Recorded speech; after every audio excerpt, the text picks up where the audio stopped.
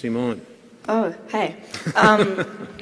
So I'm a 12-year-old shareholder. I've been with this bank for 6 years, so half of my life. And, I had a question. So earlier you actually caught my attention when you said you wanted to develop the oil trading system with Canada and the world. So, I think we should, oil is is pretty important, so we do need to focus on it. But I think we should focus a little bit more on renewable resources, such as like wind power, solar power, and water dams, and geothermal power.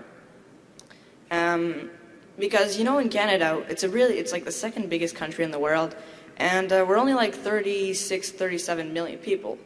So if you compare it to like Japan, just in Tokyo, there's more citizens in a city than in Canada.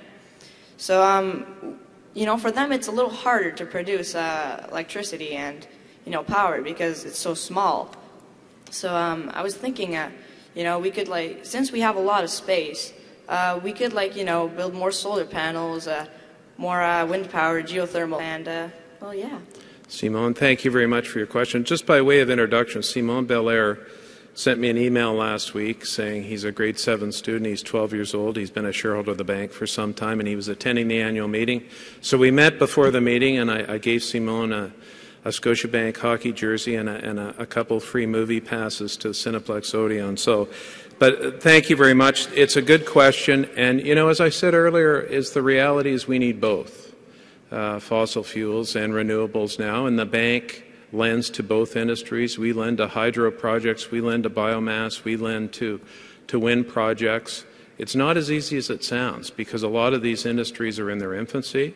We also lend to ethanol in the U.S. and in Brazil. So, there's some teething pains with some types of new energy. The reality is we need both, and we'll continue to provide lending and advisory services to both.